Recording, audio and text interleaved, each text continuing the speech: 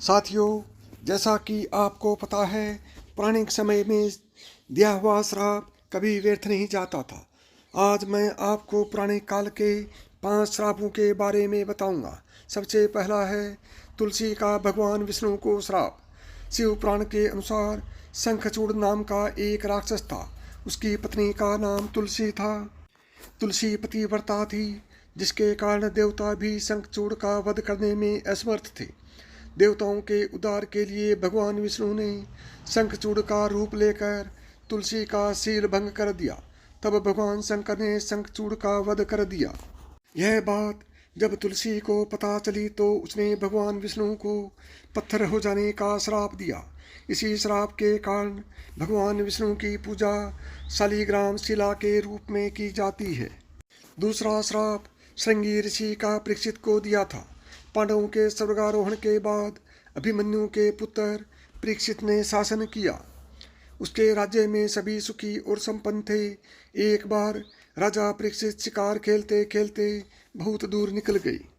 तब उन्हें वहाँ समीक नाम के ऋषि दिखाई दिए, जो मौन अवस्था में थे। राजा परीक्षित ने उनसे बात करनी चाहिए, लेकिन ध्यान में होने के कारण ऋषि ने कोई जवाब नहीं दिया। ये देखकर परीक्षित बहुत क्रोधित हुए और उन्होंने एक मरा हुआ सांप उठाकर ऋषि के गले में डाल दिया। यह बात जब समीक ऋषि के पुत्र श्रृंगी को पता चली तो उन्होंने श्राप दिया कि आज से 7 दिन बाद तक्षक नाग राजा परीक्षित को डस लेगा, जिससे उनकी मृत्यु हो जाएगी। अगला श्राप था राजा अनर्ण्य का रावण को श्राप। वाल्मीकि रामायण के अनुसार रघुवंश में एक परम प्रतापी राजा हुए थे, जिसका नाम अनर्ण्य था। जब रावण विश्व विजय करने निकला तो राजा अनर्ण्य से उसका भयंकर युद्ध हुआ। उस युद्ध में राजा अनर्ण्य की मृत्यु हो गई। मरने से पहले उन्होंने रावण को श्राप दिया कि मेरे ही वंश में उत्पन्न एक युवक तेरी मृत्यु का कारण बनेगा। इन्हीं के वंश में आगे जाकर भगवान श्री राम ने जन्म लिया और रावण का वध किया।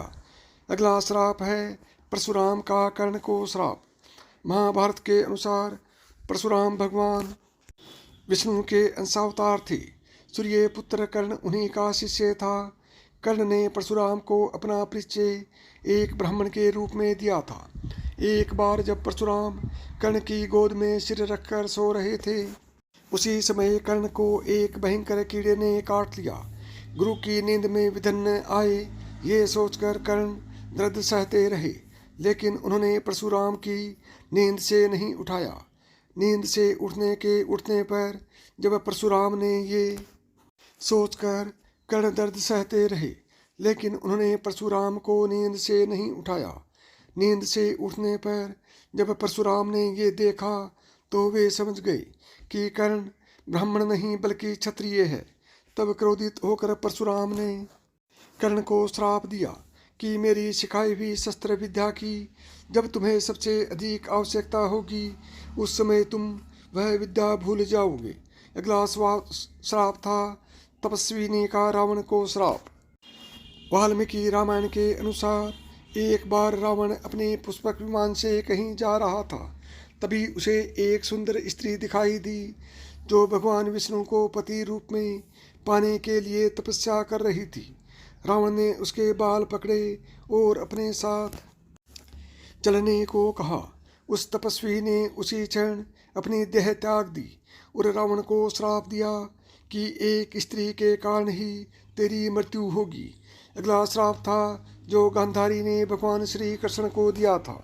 महाभारत के युद्ध के बाद जब भगवान श्री कृष्ण गांधारी को सांत्वना देने पहुँचे तो अपने पुत्रों का विनाश देखकर गांधारी ने श्री कृष्ण को श्राप दिया कि जिस प्रकार पांडव और कौरव आपसी फूट के कारण नष्ट हुए हैं, उसी प्रकार तुम भी वह पुत्रों का नाश हो जाने पर एक साधारण कारण से अनाथ की तरह मारे जाओगे। तो साथियों, गांधारी के श्राप के कारण ही भगवान श्री कृष्ण के परिवार का अंत हुआ था। यदि आपको यह कहानी पसंद आई हो और आप इसी तरह की पौराणिक व धार्मिक कथाएं सुनना चाहते हैं तो अभी मेधांश की कहानियाँ यूट्यूब चैनल को सब्सक्राइब करें। जय श्री कृष्ण।